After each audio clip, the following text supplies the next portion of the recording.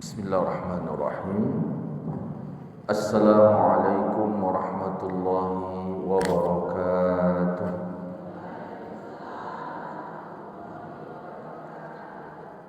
Alhamdulillah.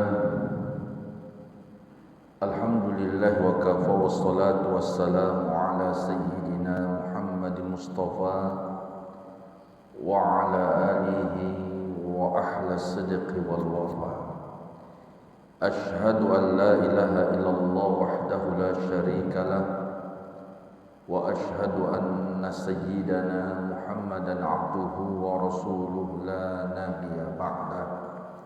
Allahumma salli wa sallim ala sayyidina Muhammad wa ala ali sayyidina Muhammad.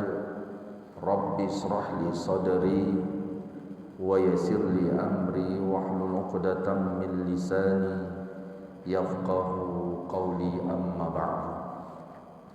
Alhamdulillah, pujian serta rasa syukur kita kehadiran Allah Subhanahu wa taala yang mana pada pagi hari ini di majelis yang mulia, di tempat yang mulia, dan insyaallah bersama orang-orang yang mulia, kita masih diberikan Allah kesempatan, limpahan karunia serta nikmatnya yang begitu banyak. Tak mampu dan mustahil kita dapat menghitung kenikmatan Allah. Tugas dan kewajiban kita adalah mensyukurinya.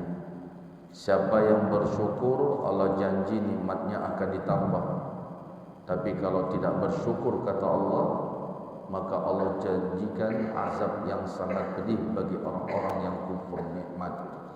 La in syakartum la azidannakum wa la in kafartum inna adabi lasyadid. Ini salah satu janji Allah kepada kita selaku hamba-Nya. Siapa yang bersyukur, Allah tambah. Kira-kira kalau Allah berjanji ditepatin? Halo Bapak Ibu, kalau Allah janji kira-kira ditepatin enggak? Sama enggak janji Allah dengan janji kita? Enggak sama. Janji Allah pasti. Janji kita enggak pasti. Apalagi janji caleg. Mudah-mudahan dengan kita hadir di majelis yang mulia ini, insyaallah menjadi asbab kita kelak tergolong dari golongan hamba-hamba Allah yang pandai mensyukuri nikmatnya. Amin ya rabbal alamin. Salawat serta salam kepada baginda Rasulullah sallallahu alaihi wasallam. Allahumma salli wa sallim wa barik alaihi. Mudah-mudahan dengan kita terus mengikuti sunnah dan memperbanyak salawat kepada Rasulullah dengan ucapan Allahumma salli ala sayyidina Muhammad, dan terus menyampaikan salam kepada Rasulullah dengan ucapan assalamu alayka ya Rasulullah. InsyaAllah mudah-mudahan kita termasuk salah satu dari sekian banyak umatnya yang kelak mendapatkan syafaatnya. Amin ya rabbal alamin. Bapak Ibu jamaah pada subuh yang dimuliakan Allah, bagaimana kabarnya? Sehat? Alhamdulillah. Sudah siap ngaji? InsyaAllah. InsyaAllah beberapa menit ke depan kita akan mengaji, kita akan belajar. Tapi sebelum kita mengaji, mari kita sama-sama meluruskan niat kita, memperbaharui niat kita, tasdidun niat, memperbaharui niat kita semata-mata duduk hadir di majelis ini dalam rangka minimal dua yang perlu kita niatkan. Yang pertama, niatkan duduknya kita dalam rangka i'tikaf. Ya, dalam rangka i'tikaf. Sengaja aku beriktikaf di masjid ini karena Allah, dan dapat pahala iktikafnya. Karena rukun iktikaf satu harus dengan niat. Yang kedua, niatkan duduknya kita dalam rangka menuntut ilmu lillahi ta'ala. Sengaja aku menuntut ilmu wajib bagiku karena Allah Ta'ala. Jadi pahalanya kita duduk di sini lebih baik daripada dunia beserta isinya, karena keutamaan menuntut ilmu ini luar biasa. Pahala orang yang menuntut ilmu ini tinggi derajat di sisi Allah, sebagaimana yang disampaikan baginda Rasul sallallahu alaihi wasallam, man kharaja fi talabil ilm fa huwa fi sabilillah hatta yarji'. Siapa yang keluar rumah, ya, siapa yang keluar dari rumahnya untuk menuntut ilmu, kata Rasulullah, maka dia sedang berada di jalan Allah, fi sabilillah, sedang berjihad di jalan Allah, hatta yarji', sampai dia kembali ke rumahnya. Itu yang pertama. Yang kedua, menuntut ilmu ini salah satu adalah modal kita untuk bisa sampai ke surga. Tanpa ilmu takkan mungkin kita bisa sampai ke dalam surga. Sebagaimana yang disampaikan baginda Rasul sallallahu alaihi wasallam, man salaka tariqan yaltamisu fihi ilman sahhalallahu lahu bihi tariqan ilal jannah. Siapa yang menempuh perjalanan untuk mencari ilmu, untuk mendapatkan ilmu, sahhalallahu lahu bihi, Allah akan mudahkan baginya jalan untuk sampai ke surga. Jadi belajar mengaji ini adalah salah satu cara kita agar kita bisa sampai ke surga. Ilmu adalah jalan menuju kita sampai ke dalam surga. Sepakat semua yang hadir pasti kepingin masuk surga. Caranya gimana, Ustaz? Mengaji.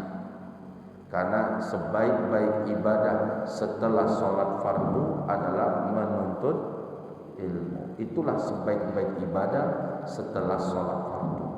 Kenapa menuntut ilmu itu derajatnya tinggi, pahalanya besar? Karena ini jugalah yang menjadi penyebab Nabi Adam alaihissalam dimuliakan Allah subhanahu wa ta'ala.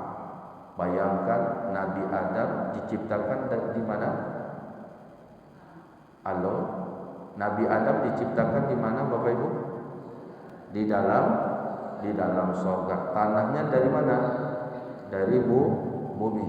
Dibawa malaikat ke dalam surga, diciptakan di dalam surga, tinggalnya di surga. Setelah selesai diciptakannya Nabi Adam, sempurna penciptaannya, lalu Allah memerintahkan malaikat untuk sujud kepada Adam. Seluruh malaikat, termasuk di dalamnya Jibril alaihissalam. Kenapa malaikat disuruh sujud kepada Adam? Padahal Nabi Adam makhluk yang baru saja diciptakan. Dan sebelum diciptakan Nabi Adam, sudah Allah ciptakan yang namanya malaikat. Bayangkan, malaikat itu kan tinggi derajatnya. Kenapa Nabi Adam yang baru saja diciptakan, malaikat disuruh untuk sujud kepada Adam? Sujud penghormatan. Jawabannya adalah karena ilmu. Karena ilmulah makanya Nabi Adam diangkat derajatnya sama Allah. Wa 'allama Adam al-asma. Itulah kenapa Nabi Adam, karena Allah ajarkan ilmu kepada Nabi Adam. Makanya kalau ingin derajat kita tinggi, kalau ingin di sisi Allah kita tinggi derajat kita, maka yang harus kita miliki adalah ilmu. Yang disuruh, yang diwajibkan adalah menuntut ilmu. Mau hafal mau tidak itu bonusnya. Yang penting adalah mengaji. Kadang ada itu orang menganggap, ngapainlah ngaji, usia pun sudah tua, ya, payah, ingat pun payah, hafal lagi. Allah nggak nyuruh kita untuk menghafal, ya. Yang disuruh Allah adalah mengaji. Makanya pahalanya besar. Orang yang membantu, orang yang menuntut ilmu, kata Rasulullah dalam satu riwayat hadis disampaikan apa kata Rasulullah? Man a'ana 'aliman aw muta'alliman walau bi syurbatil ma' faka'annama banal ka'bah sab'ina marrah. Siapa yang membantu orang yang berilmu atau orang yang sedang menuntut ilmu, walau dia membantunya dengan seteguk air, kata Rasulullah, seperti dia membangun Ka'bah 70 kali. Itulah keutamaan orang yang membantu orang yang menuntut ilmu, seperti dia membangun Ka'bah 70 kali. Makanya kalau nanti dapat giliran ngaji, dapat giliran wirid di rumah, jangan pernah nolak. Pernah nggak nolak? Di sini pernah nggak nolak? Nggak ada ya. Di sana itu ada ya. Di perwiritan sana, pas giliran jadwal di rumahnya, tolak-tolakan, tolak sana, tolak sini. Ada nggak itu? Di sini ada juga. Oh, sama rupanya. Ya, jangan tolak-tolakan. Barangkali Ustaz repot. Repot tapi pahalanya besar. Ya, memang capek nyiapin tempatnya, apalagi kalau ada minum dan makannya. Tapi ingat, pahala orang yang memfasilitasi orang yang mengaji, sekata Rasulullah, walau dengan seteguk air dia membantu, seperti dia membangun Ka'bah 70 kali.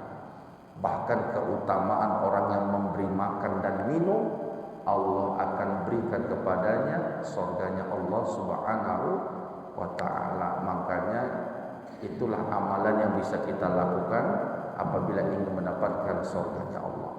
Bapak Ibu jamaah yang dimuliakan Allah Subhanahu wa ta'ala, kita akan lanjutkan kajian hadis kita, yang mana hadis ini masih lanjutan hadis sebelumnya berkaitan tentang pertolongan Allah.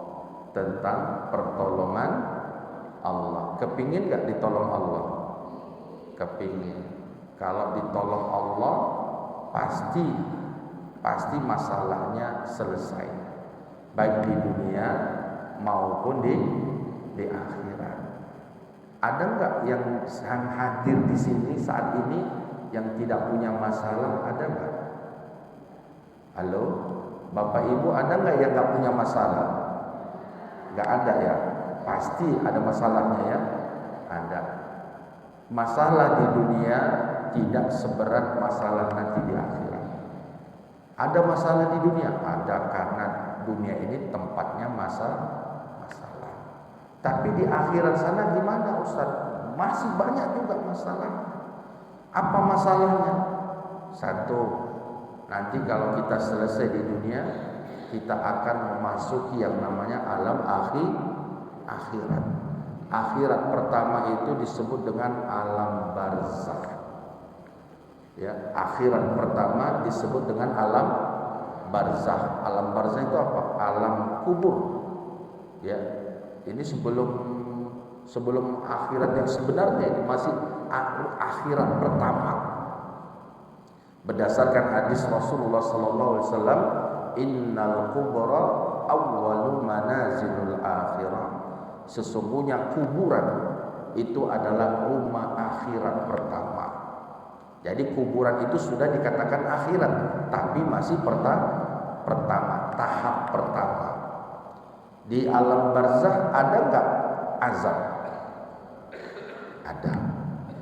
Di alam barzakh, di alam kubur itu ada namanya azab. Azab itu apa Ustaz? Ya disiksa. Ada juga namanya nikmat kubur, ada juga kenikmatan. Jadi di alam, siapa yang tidak mempercayai, tidak meyakini adanya fitnah kubur, adanya azab dan adanya nikmat kubur, maka telah rusaklah agamanya. Maksudnya tidak sah keimanannya kalau dia tidak percaya dengan perkara alam kubur. Wajib percaya. Ya, kalau orang Kristen non Muslim, mereka nggak percaya adanya hari pembalasan, mereka nggak percaya adanya nikmat dan azab kubur itu. Kalau kita orang Muslim wajib mengimani adanya azab dan adanya nikmat kubur, karena ini salah satu dari rukun iman kita. Apakah selesai masalahnya? Belum. Setelah alam barzakh, nanti sampai berapa lama kita di alam barzakh?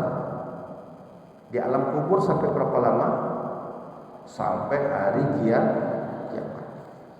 Jadi jutaan atau ribuan tahun yang lalu manusia yang sudah meninggal itu sekarang ini mereka masih berada di alam barzakh sampai hari kiamat. Setelah ditetapkannya hari kiamat, ditiupkanlah sangkakala yang kedua. Yang pertama mematikan semua. Yang kedua menghidupkan kembali. Setelah dihidupkan kembali, seluruh manusia akan digiring ke akhirat yang kedua, yaitu padang mahsyar. Padang mahsyar itu gimana Ustaz? Tempatnya gersang, panas, susah sekali di sana. Kalau melihat membaca ayat-ayat Al-Quran dan hadis-hadis Rasulullah, padang mahsyar itu luar biasa siksaannya. Siksaannya itu mulai dari mana? Yang pertama, manusia akan berdiri tegak di padang mahsyar dalam keadaan bertelanjangkan badan tanpa ada satu helai benang pun yang lengket di tubuh manusia, baik laki-laki maupun perempuan. Mohon maaf, alias telanjang. Ya. Lalu ketika Aisyah mendengar hadis ini, Aisyah nanya sama Rasulullah, "Ya Rasulullah, apakah laki-laki perempuan pada saat itu akan di satu tempat tanpa busana ya Rasulullah? Malu ya Rasulullah." Apa jawab Rasulullah? "Ya Aisyah, ya sama, Aisyah itu kayak kita juga. Bayangkan dalam satu tempat laki dan perempuan berkumpul tanpa busana, malu." Aisyah bilang, "Malu ya Rasulullah."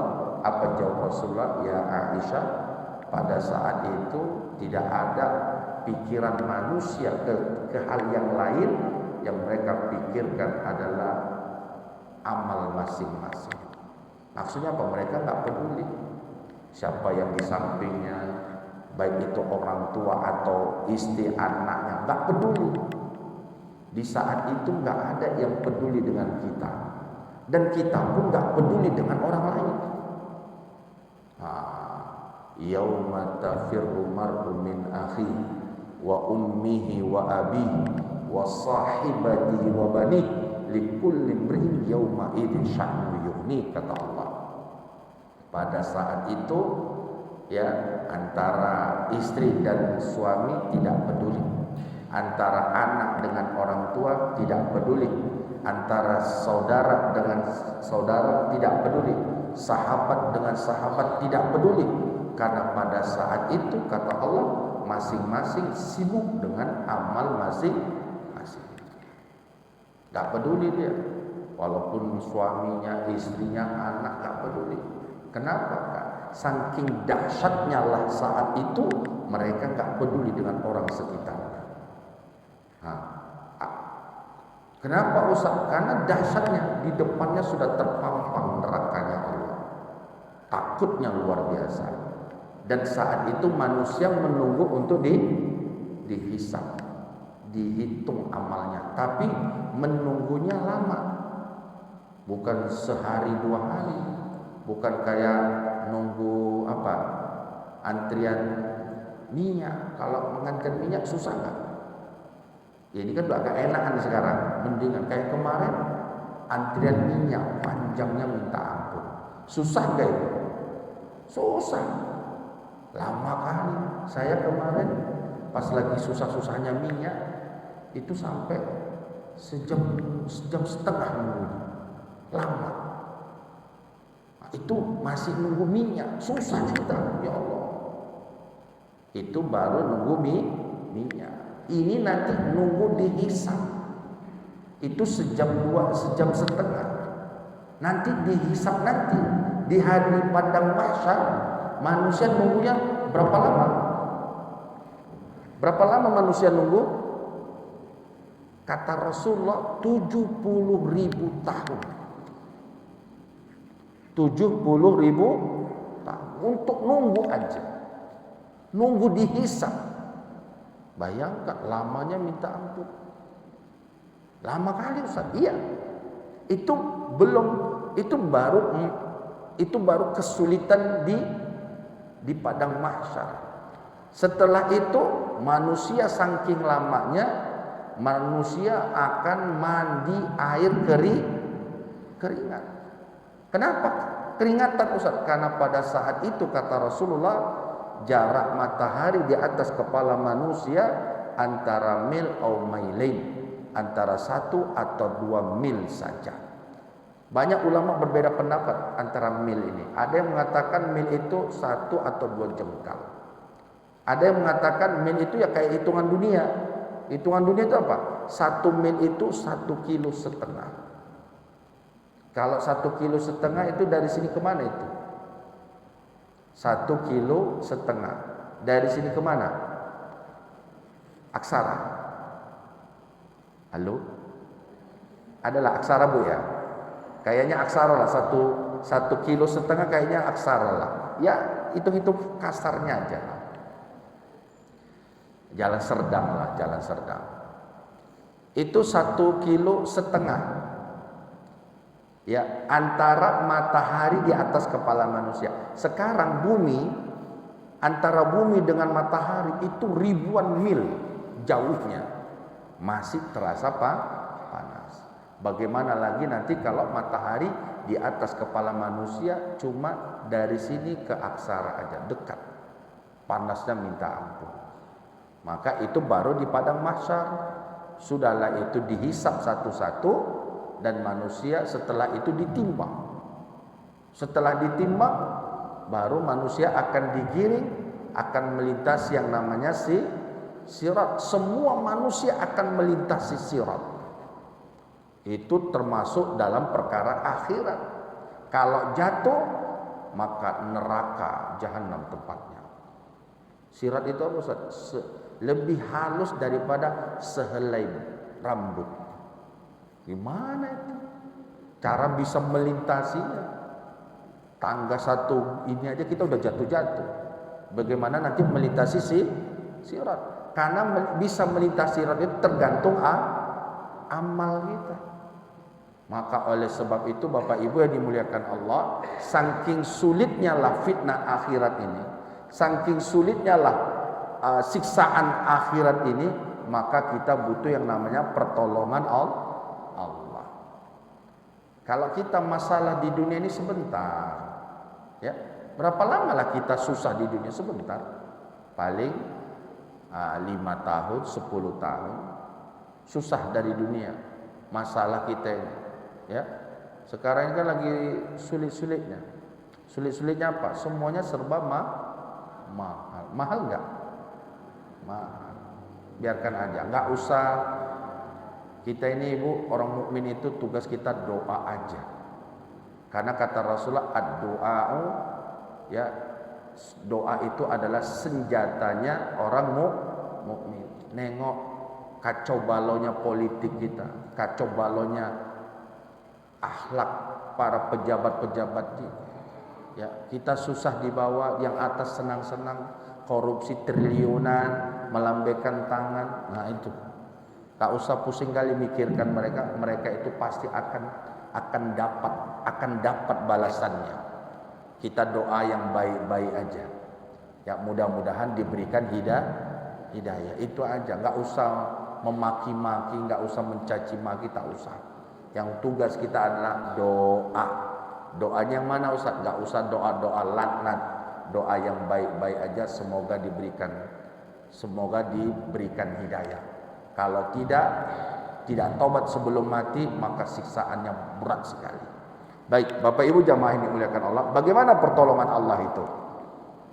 Ini amalan ya. Jadi kita sampaikan ini adalah amalan agar kita mendapatkan pertolongan Allah dari kesusahan-kesusahan yang kita sebutkan tadi. Baik itu kesusahan dunia dan lebih-lebih nanti di akhirat sana. Karena nanti kalau di akhirat yang bisa menolong kita, yang bisa memberikan perlindungan kepada kita cuma Allah, baik di dunia maupun di akhirat. Kita susah di dunia, ekonomi kita susah, Allah akan bantu. Ada masalah keluarga, Allah akan bantu. Itu di dunia, di akhirat pun Allah berikan pertolongan sama kita. Asal mau mengamalkan ini. Nah, ini dia. Asal mau mengamalkan hadis yang akan kita bahas ini, maka Allah akan membantu kita dan akan melindungi kita. Apa hadisnya? Kita bacakan dulu. Ini udah pernah kita sampaikan tapi belum tuntas. Apa kata Rasulullah? Kita bacakan. Bismillahirrahmanirrahim. An Abi Hurairah radhiyallahu anhu anin Nabi sallallahu alaihi wasallam qala man naffasa an mu'min kurbatan min kurabid dunya naffasallahu anhu kurbatan min kurabi yaumil qiyamah wa man yassara ala mu'sirin yassarallahu alaihi fid dunya wal akhirah wa man satara al musliman satarahu Allah fid dunya wal akhirah wallahu fi aunil abdi maka al abdu fi auni akhihi wa man salaka tariqan yaltamisu fihi ilman sahhalallahu lahu bihi tariqan ilal jannah wa majtama'a qaumun fi baitin min buyutillah yatluna kitaballah wa yatadarasunahu bainahum illa nazalat alaihimus sakinah wa ghasiyatuhumur rahmah wa hufathumul malaikah wa dzakarahumullahu fi man 'indah wa man abtala bihi amalu lam yusri bihi nasabu. Tahu artinya? Enggak. Ya, kita artikan sikit-sikit. Wa man nafasa an mu'min. Ini kalau ingin dapat pertolongan Allah agar kita dibebaskan dari kesulitan kita nanti. Ya. Apa amalannya? Yang pertama, man nafasa an mu'min. Siapa yang membebaskan an mu'min dari saudaranya, membebaskan saudaranya, ya, dari apa?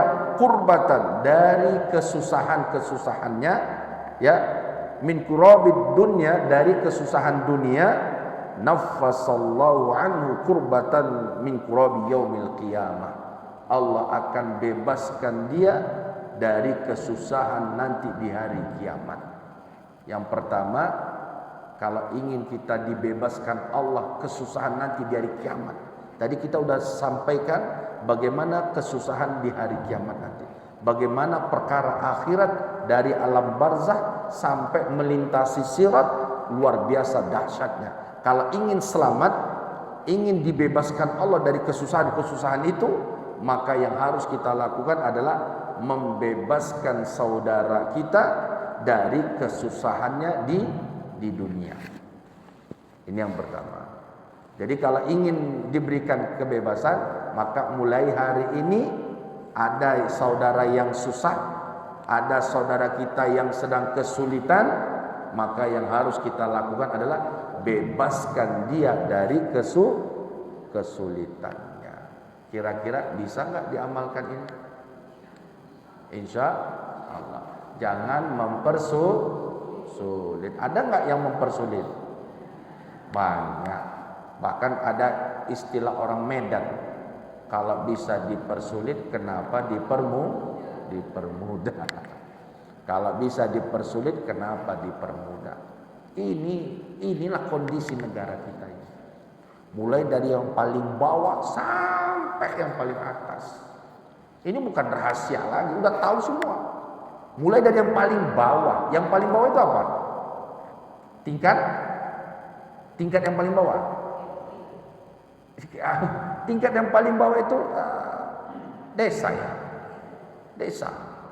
Sampai mulailah desa, daerah, provinsi. Susah. Susah kenapa? Apa itu tertulis di depan balai desa? Menolak pungli. Ada nggak itu? Menolak pungli. Kira-kira betul nggak itu? Saya pun ngalami, bukan ibu bapak aja ngalami, saya pun kena.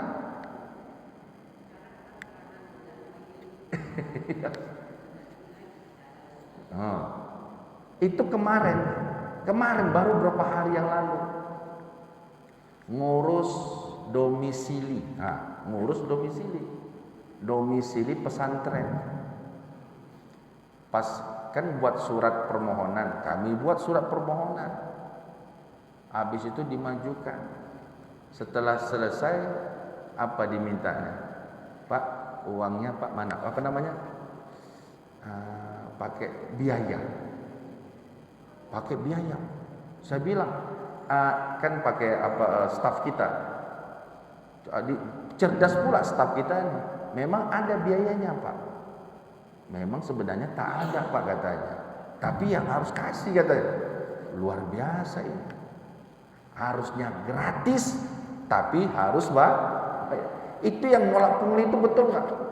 Itu hanya, mohon maaf, hanya sebatas apa namanya? Kalau kita jalan-jalan ada iklan menolak pungli, hanya sebatas iklan aja. Tapi kenyataannya kalau nggak dengan uang susah. Betul itu undang-undang UUD. Tahu UUD? Gimana? Ujung-ujungnya rusak, birokrasi kita rusak.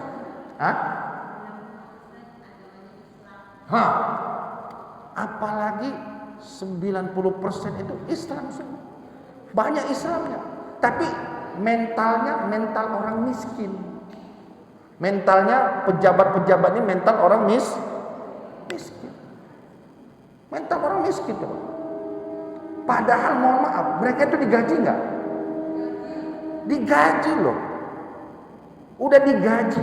Bahkan mereka itu meninggal pun ada pensiunannya, bayangkan. Tapi mentalnya mental miskin, fakir. Bayangkan. Inilah, itu mempersulit, sulit, susah. Padahal kata Rasulullah, siapa yang membebaskan saudaranya mukmin dari kesusahannya, Allah akan bebaskan dia dari kesusahannya nanti di hari kiamat. Itu janji Allah. Tapi sekarang ini lihat keadaan, ya Allah. Buat KTP aja pakai uang. Ini bukan saya enggak. Iya kan? Padahal di situ tertulis gratis. Susah, memang luar biasa. Karena makanya kita ini sekarang, ya kita nggak usah cerita negara orang, ya. Kita cerita negara kita. Kita ini sekarang lagi krisis akhlak. Udah nggak rendah kali akhlaknya, udah rendah. Nggak malu-malu lagi, udah nggak malu. Minta. Saya pernah jawab, kan Bapak digaji Pak. Kan Bapak sudah digaji. Kenapa harus minta-minta lagi? Bukan saya tak kasih, tapi ya, Bapak Ibu yang dimuliakan Allah. Kalau kita diam, sebenarnya nggak boleh. Apa kata Rasulullah? Bantulah orang yang kita bantu apa? Orang yang terzolimi atau orang yang zolim? Kalau Rasulullah bilang yang kita bantu itu orang yang terzolimi dan membantu orang yang zolim. Betul. Jadi kita ini membantu bukan yang terzolimi saja, yang zolim pun kita bantu. Sahabat nanya, ya Rasulullah, bagaimana kami kalau membantu orang terzolimi kan wajar. Bagaimana kami membantu orang yang zolim? Kok bisa kita harus membantu orang yang zolim? Apa kata Rasulullah? Bantu dia dengan cara mencegah dia untuk tidak melakukan kezaliman. Itu cara membantu orang yang zalim. Kasih tahu dia, jangan diam-diam aja. Ini kadang malah mendukung. Dengan dukung apa? Ya, udahlah kasih aja biar selesai. Ini sekarang kita ini masyarakat udah pesimis, udahlah kasih aja lah, timbang repot-repot panjang kali ceritanya. Itu dia. Ya, kalau nggak pakai uang lambat dikerjain. Kalau nggak pakai uang di paling bawah nanti. Udah siap Bu, berapa kali datang? Udah siap belum? Udah siap belum? Ya, udah siap belum? Dikasih uang. Nanti Pak, sejam lagi datang Pak. Dikasih uang baru selesai. Kan rusak. Ini Yang merasakan ini bukan udah semua tahu dah. Paling bawah sampai yang paling. Semua instansi, hampir bisa dikatakan hampir semua instansi. Bukan hanya di balai desa, Bu Bapak. Bukan instansi-instansi umum saja. Di Kementerian Agama pun kayak gitu. Mohon maaf. Begitu susahnya. Jadi kita doa, tugas kita apa Ustaz? Doakan aja. Mudah-mudahan diberi hidayah. Tapi yang jelas kita yakin bahwa pembalasan itu ada. Allah nggak tidur. Allah nggak tidur. Ngantuk? Allah ngantuk nggak? Nggak. Ngantuk aja tidak, apalagi la ta'khudhuhu sinatu wala naum. Itu Allah tuh. Allah itu tidak ngantuk dan tidak tidur. Allah tahu nggak yang orang-orang yang mempersulit urusan kita itu? Tahu Allah. Kita nggak bisa balas. Kita nggak punya kuasa. Kita nggak punya jabatan. Kita nggak punya alat. Kita nggak bisa balas. Orang-orang yang sudah meninggal kan mereka nggak bisa balas.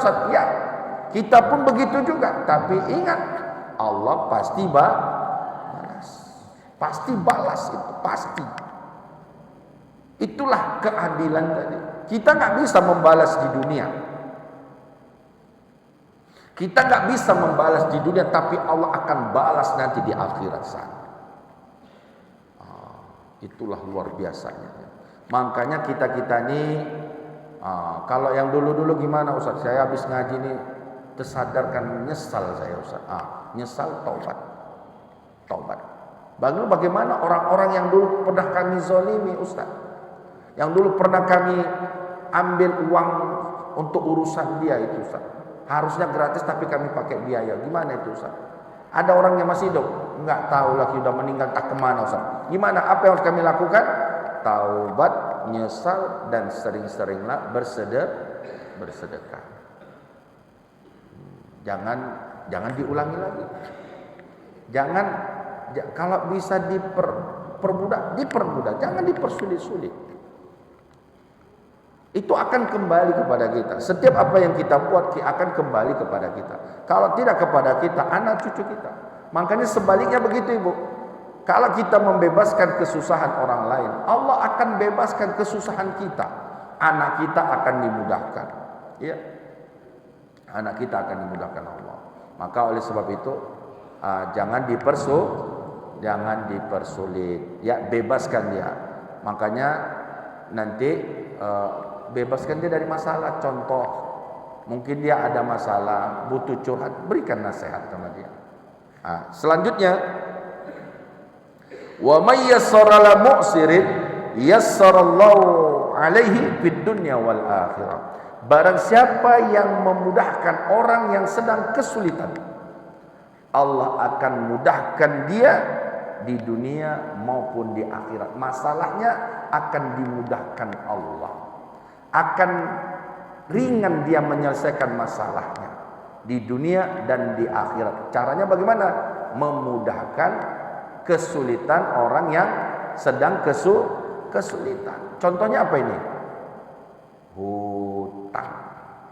Hutang. Jadi kalau udah habis ngaji ini, kira-kira nanti kalau balik ke rumah, ada tetangga atau kawan kita atau saudara kita mau ngutang, kira-kira dikasih nggak? Dikasih? Berat kali Bu. Berat kali Ustaz lah, nggak usah aja lah Ustaz. Masuk surga itu berat, butuh pengorbanan. Makanya kalau udah ngaji ini harus diamalkan. Tadi Ustaz, karena mohon maaf Ibu, saya pernah dites jamaah. Sedang kajian apa itu ya? Kajian tentang bagaimana supaya lepas dari kesulitan. Tentang hutang juga ada membahas tentang itu. Habis selesai pengajian, saya balik ke rumah. Nggak lama kemudian masuk telepon. Ustadz bisa bisa bertanya Ustaz, bisa. Oke, apa itu Ibu? Ini Ustaz. Tadi kan cerita kita kan kajian kita, rupanya Ibu tuh ngaji tadi. Kan tadi tentang utang Ustaz. Jadi saya mohon maaf lah sebelumnya Ustaz. Apa itu? Saya mau minjam uang Ustaz. Mau minjam? Nggak saya sebutkan. Di mana itu? Jamaah yang mana itu Ustaz? Nggak jauh lah dari sini. Sekitar Medan juga. Ya, kira-kira jawabannya apa? Saya kan baru membahas ini nih. Membahas tentang memudahkan kesulitan orang yang sedang kesulitan. Salah satunya adalah utang. Habis ngaji ini ditanya, ada jamaah mau minjam uang. Pak, itu makanya mengamalkan ilmu itu berat loh Ibu Bapak. Mengaji itu mudah, yang paling berat adalah mengamalkan. Dalam hati, gimana ini? Kasih enggak ya? Itulah yang ada dalam hati ini, antara kasih dengan tidak. Karena ustadz pun ada juga yang ganggu-ganggu setan ini. Apa saya jawab? Berapa yang ibu butuhkan? Sekian ustadz. Kalau nggak salah 5 juta kalau tidak salah. 5 juta. Suami saya lagi nggak ada kerja ustadz, dikeluarkan dari apa namanya itu PHK. Udah di PHK ustadz. Minjamlah ustadz katanya. Ya udah kalau gitu ibu datanglah ke rumah saya. Saya nggak bilang iya atau tidak. Saya suruh aja datang ke rumah. Ya datang ke rumah. Rupanya nggak datang ibu tuh. Entah kenapa nggak datang. Sampai sekarang nggak datang. Alhamdulillah nggak jadi. Ya kalau jadi pun tetap alhamdulillah, tapi nggak jadi ibu itu. Makanya yang memang ngamalkan ilmu itu berat, tapi nggak boleh kita nggak mengamalkan, harus ngamalkan. Apalagi ustaz. Allah katakan celakanya seorang yang bisa menyampaikan tapi tidak mengamalkan. Kabura maqtan innallahi an taqulu ma la taf'alun. Ya, itulah yang Allah katakan. Ya, celakanya seorang yang bisa menyampaikan tadi tidak bisa mengamalkannya. Ini berat. Makanya sebenarnya saya takut juga bahas ini tadi. Ya. Kenapa? Harus mengamalkannya. Nanti yang kalau mau mengamalkan itulah. Nanti kami boleh telepon ustaz, boleh. Memang harus diamalkan. Ada orang yang ngasih, orang minjam, orang yang ngasih pinjaman, orang yang membantu itu nggak pernah ada sejarahnya jatuh miskin. Orang yang rajin sedekah jatuh miskin ada nggak? Nggak ada. Ibu kita keliling di sini, orang yang rajin sedekah jatuh miskin nggak ada. Pasti diganti Allah. Pasti itu. Yang ada, yang miskin itu siapa? Yang pelit miskin, pelit pedangki, celit. Itu dia. Makanya nggak boleh pelit-pelit, karena orang yang pelit kuburannya sempit. Di sini ada nggak yang pelit? Nggak ada kan? Alhamdulillah. Di sana ada itu. Itu dia. Nggak boleh pelit-pelit. Ya, sebelum kita buka tanya jawab, ada satu bahas lagi. Wa man satara musliman satarallahu fid dunya wal akhirah. Yang kedua, yang ketiga, tadi membebaskan dari kesusahan saudara. Yang kedua, memudahkan kesulitan orang. Yang ketiga, agar mendapatkan bantuan Allah. Caranya bagaimana? Wa man satara musliman satarallahu fid dunya wal akhirah. Yang ketiga amalannya adalah tutup aib saudara. Tutup aib saudara. Kalau ingin ditolong Allah, jangan diceritakan aib saudara kita. Tadi Ustaz cerita aib pemerintah. Ya pemerintah nggak ada masalah, itu boleh. Kenapa boleh? Karena ini urusan untuk umat. Urusannya kita rakyat. Yang tak boleh itu menyebutkan personilnya. Tak boleh. Aib. Tapi kalau dalam, boleh menceritakan aib orang kalau dalam beberapa perkara. Boleh. Bukan semua aib yang tak boleh. Ada beberapa aib yang boleh diceritakan. Salah satunya kalau aibnya itu, ya ceritanya itu ada dalam Quran. Contohnya apa? Cerita Fir'aun. Kita gibahin Fir'aun. Kita gibahin Namrud. Boleh enggak? Boleh. Karena diceritakan dalam Al-Quran. Yang kedua, boleh menceritakan aib orang kalau tujuannya minta kejelasan hukum. Minta kejelasan hukum. Karena ini pernah terjadi kepada sahabat, yaitu Hindun, nanya sama Rasulullah perihal mengambil uang suami tanpa izin suami. Pernah suatu hari Hindun nanya, ya Rasulullah, ya wahai Rasulullah, apakah boleh mengambil harta suami tanpa sepengetahuan suami? Kira-kira jawabannya apa ini? Boleh enggak? Boleh. Mengambil harta suami tanpa sepengetahuan suami. Boleh?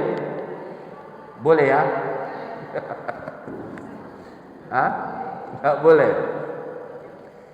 Kata Rasulullah, ya, boleh tapi jangan melebihi hakmu. Maksudnya, hak istri itu apa, Bu? Ada berapa hak istri? 5. Hak istri itu 5. Kalau ada hak ini tidak dikasih suami, ibu boleh ngambil tanpa sepengetahuan dia. Kira-kira tahu nggak itu haknya itu 5? Nah, ini ingat nih. Yang pertama, hak makan dan minum. Dikasih nggak suami kita makan kita? Dikasih nggak minumnya kita?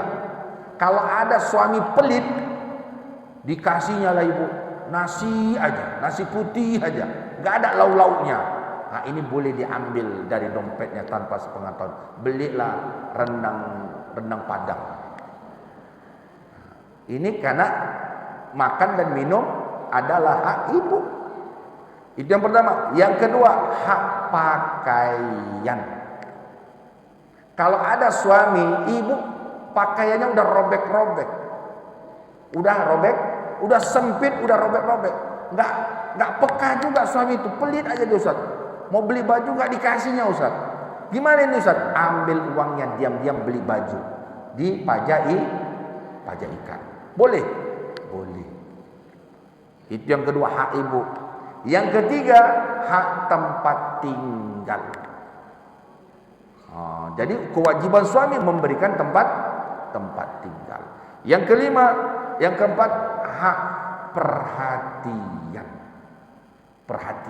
Yang kelima, hak ilmu.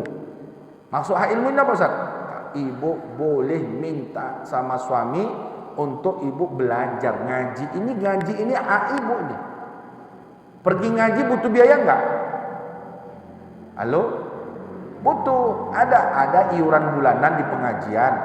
Ongkos mau tablik akbar.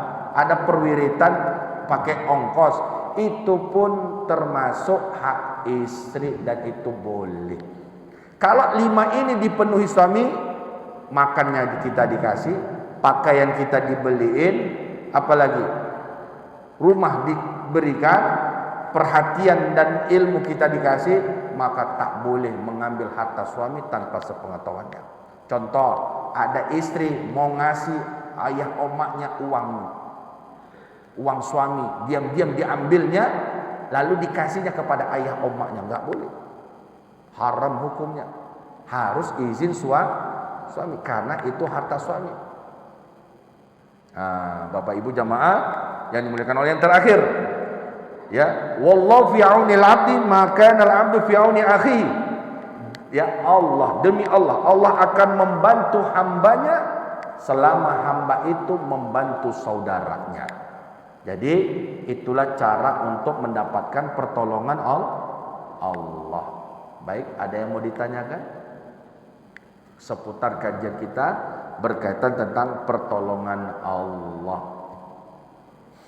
Pertama dari apa? Membebaskan kesusahan saudara kita sesama mukmin. Prioritasnya mukmin. Yang lain boleh Ustaz, boleh, tapi yang paling utama adalah sesama mukmin seagama, itu prioritasnya. Yang kedua, memudahkan kesulitan orang lain, jangan dipersusah. Yang ketiga, menutup aib saudara. Yang keempat, yaitu membantu saudara. Membantu apa aja, bantu dia. Mungkin ada saudara kita buat hajatan, ya, ada hajatan ya, anaknya mau pesta, udah, entah kita kasih ya, dari saya satu goni karung beras, satu karung beras, ya, itu membantu saudara. Jangan ngarap dibalas. Ini kadang ada juga tipikal kita di sini, ya, kita itu kalau ngasih minta dibalas, bahkan ditulis, itu ada itu, ditulis si fulan, nanti ditulis disebutkan pula lagi. Ini tak baik. Kalau bantu jangan minta dibalas sama makhluk, balasannya dari Allah. Itu dia, jangan minta dibalas. Balasan makhluk itu kecil kali, ya. Ini ada memang beberapa daerah itu memang kayak dijadikan satu hal yang perkara yang biasa. Nanti bapak si fulan infaknya sekian, bantunya itu nanti harus dibalikin segitu juga. Ada juga yang kayak gitu. Ini tak boleh. Ini tak boleh. Karena apa? Karena amal itu, ibadah itu harus niatnya lillahi ta'ala. Baik, Bapak Ibu, ada yang mau ditanyakan? Ya, apa itu? Apa Ibu? Enggak ada?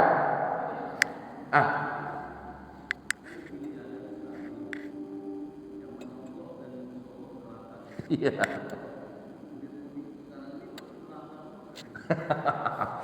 Ar-rasyual, kata Rasul tadi saya sahih itu. Ar-rasyual murtashi finnar. Orang yang menyogok dan orang yang menerima sogok, dua-duanya neraka. Disogok dia. Nyogok apa? Mau agar bisa lulus polisi, agar lulus PNS, agar lulus sekolah kedinasan. Disogok. Ini ada yang menyogok oknum, dan yang menerima sogokan neraka. Betul, hadisnya betul. Yang menyogok dan yang menerima sogok, dua-duanya neraka. Tapi Ustaz, ini dia. Ini terpaksa Ustaz. Terpaksa kenapa? Anak saya lulus ujian. Lulus ujiannya. Berapa kali ujian lulus dia. Kita ambil contoh ujian masuk polisi. Kan ada tingkat-tingkatannya tuh. Ujian ujian renang, ujian fisik, ujian, luluslah dia sekawan ini. Yang dibuka diterima cuma 100 orang. Ya, yang lulus ujian sampai tahap terakhir itu ada 120 orang. Yang diterima 100. Ini udah lulus ini Ustaz. Semuanya nggak ada nyogok-nyogok. Olahraganya lulus, push up-nya pun sehat, kesehatannya lulus dia. Tinggal pantohirnya saja, pantauan terakhir. Ini biasanya tergantung relasi. Tergantung kekuatan uang. Bukan rahasia lagi, udah tahu semua. Lulus ujian. Kalau tidak punya relasi susah. Kalau tidak punya kuat uang susah. Gimana ini Ustaz? Saya terpaksa saya keluar karena memang ada hak anak saya di situ. Lulus dia semua ujian. Tapi sekarang ini adu kuat-kuatan harta Ustaz. Ada jamaah yang banyak kayak gitu. Apakah boleh saya bayar Ustaz? Apakah boleh saya bayar? Saya bilang, Ini 120 ini berhak semua ini. Lulus mereka ini. Tapi yang diterima cuma 100. Sekarang kekuatannya tergantung bagaimana relasi dan kekuatan finansial. Apakah boleh saya bayar Ustaz? Sebagian ulama mengatakan boleh untuk mengambil hak kita. Karena kita ada hak kita di situ. Kita lulus nggak nyonggok-nyonggok. Tapi kalau nggak dengan uang nggak akan lulus. Itu boleh. Tapi kalau kita pas ujian kesehatan nggak lulus tuh anak kesehatan, push up-nya nggak kuat dia. Tapi karena ada uang, lulus. Harusnya nggak lulus. Ini haram ini. Ini kalau ujiannya lulus, tinggal terakhir pantohir lah istilahnya itu, pantauan terakhir. Dan itu waktu-waktu yang sangat-sangat menentukan, salah satunya adalah kekuatan finansial. Itu udah bukan rahasia lagi, semuanya udah tahu itu. Mau disembunyikan semuanya udah kayak gitu kok. Mau PNS, mau polisi, tentara, memang udah kayak gitu. Apa namanya itulah. Udah memang kayak gitulah ininya kita, kondisinya sudah ambruk, sudah akhlak sudah rendah lah, udah nggak ada rasa malu lagi, udah nggak ada. Kenapa? Karena Allah cabut keberkahan dari harta itu. Akhirnya kurang. Kenapa? Dicabut Allah keberkahan. Kurang apanya mereka, coba lihat. Mobilnya banyak. Apalagi rumahnya gede, ladangnya sawitnya banyak, tapi nggak ada kepuasan tadi. Kenapa? Karena barang haram, hartanya haram. Hasil dari tadi tuh mempersulit orang, harus bayar banyak dapat dia, tapi kurang aja bawaannya. Nggak ada keberkahan, nggak ada kebahagiaan di dalam itu. Kafir? Oh enggak. Orang yang korupsi kafir nggak Ustaz? Enggak. Tapi dia termasuk dalam ranah dosa besar.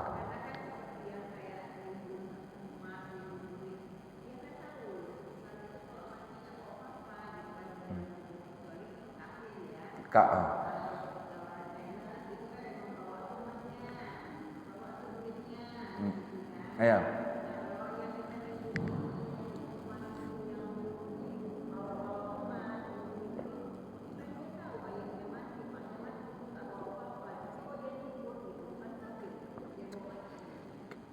Iya.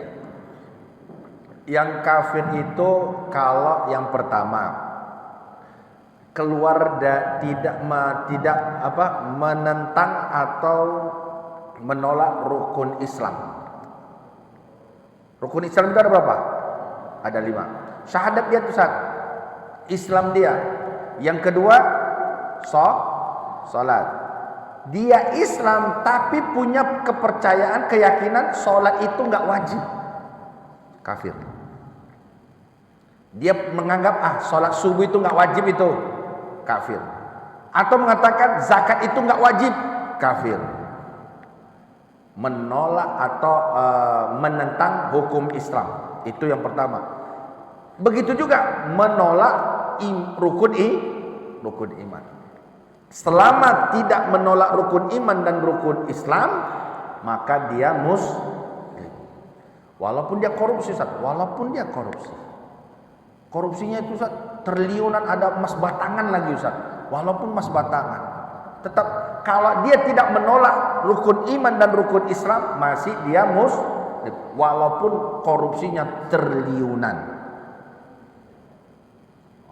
Enak kali orang Ustaz, nggak ada. Kita aja yang bilang enak Ibu. Orang itu pun susah di dalamnya itu apa? Ketakutan, kekhawatiran, nggak ada kebahagiaan, nggak ada itu. Itu hanya fata morgana saja. Tahu fata morgana? Kelihatannya bahagia, rupanya susah orang itu. Kita lihatnya dari luar, enak kali lah Bapak tuh ya.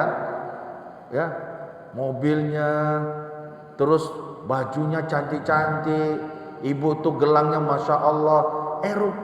Kita yang lihat dari luar begitu enak, tapi mereka itu susah. Kenapa? Dicabut Allah keberkahan itu. Gak ada ketenangan itu, gak ada. Makanya enak hidup kayak gini kan enak, sedang-sedang aja. Ada alhamdulillah, gak ada pun alhamdulillah. Jadi hiduplah ya, makanya jangan terlalu banyak jangan terlalu banyak kali gaya lah, kurangi gaya. Kita ini karena kebanyakan gaya makanya nafsunya pingin ini, pingin itu, pingin ini. Akhirnya yang haram pun dihalalkan. Istilah orang Medan, besar pasak daripada tiang. Besar pasak daripada tiang. Kepinginnya banyak. Kepinginnya ini, pinginnya mobil, pinginnya rumah bagus. Tapi korupsi. Itu dia, pinginnya banyak. Makanya kepinginnya dikurangi aja. Ada uang beli, kalau nggak ada nggak usah. Itu aja. Itu hidupnya lebih tenang daripada memaksakan diri yang kita tidak mampu. Makanya orang yang tenang itu, yang bahagia itu adalah orang yang tidak punya utang. Sepakat nggak? Halo. Orang yang tenang itu adalah orang yang tidak punya utang. Enak itu. Tenang, kita nggak mikirin utang. Saya mohon maaf, kalau mobil baru gampang. Tapi kenapa mobil lama Ustaz? Saya pernah dicoba sama kenapa Ustaz mobil lama itu ganti, kenapa mobil baru? Gampang mobil baru, gampang kali pun. Hari ini bisa sekarang keluar. Tapi apalah fungsinya kalau ngutang?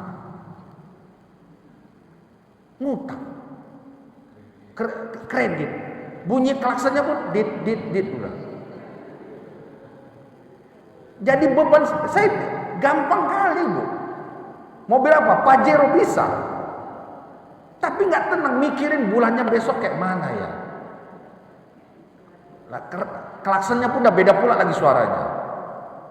Makanya hidup itu apa adanya, nggak usah maksa-maksakan kali. Ada uang beli, kalau nggak ada tahan, sabar. Itulah hidup yang diajarkan para Rasulullah. Nah, kalau oleh sebab itu kita ini kenapa susah? Karena banyak kali kepinginnya banyak kali. Itulah tadi yang kita sampaikan, besar pasak daripada tiang. Gajinya 3 juta, gajinya kepinginnya banyaknya minta ampun. Susah hidup. Makanya itulah kajian kita pada pagi hari ini. Cukup ya Bapak Ibu ya.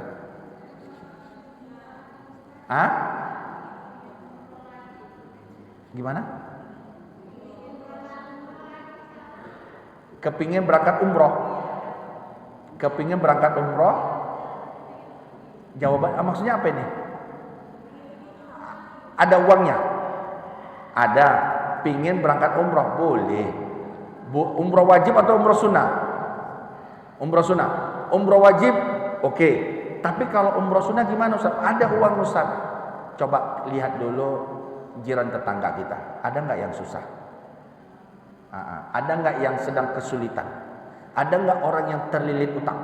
Kalau ada, itu lebih utama daripada umroh sunnah.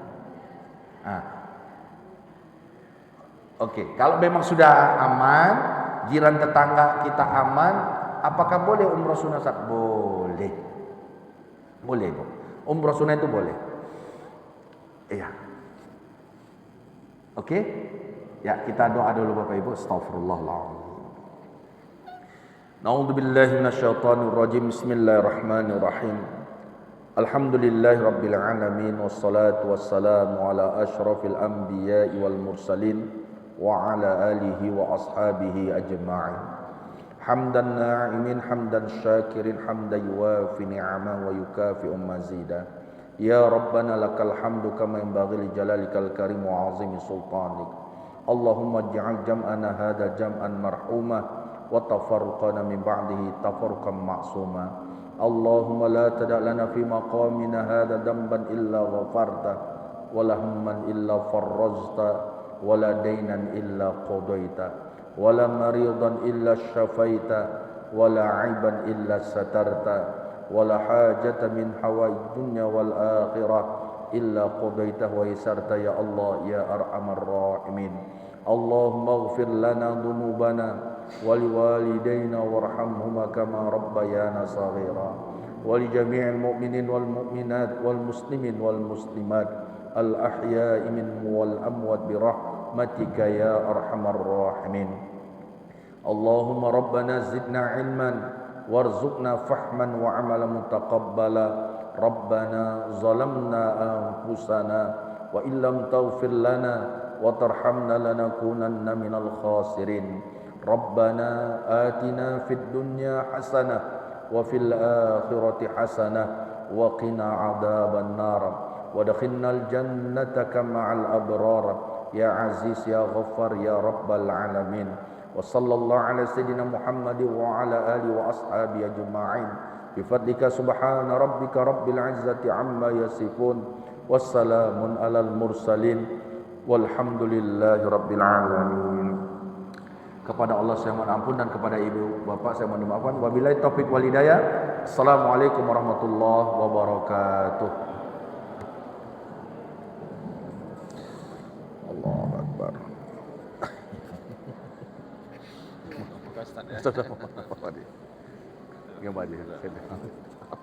Mantap statusnya. Apa? Statusnya mantap. Apa itu? Status.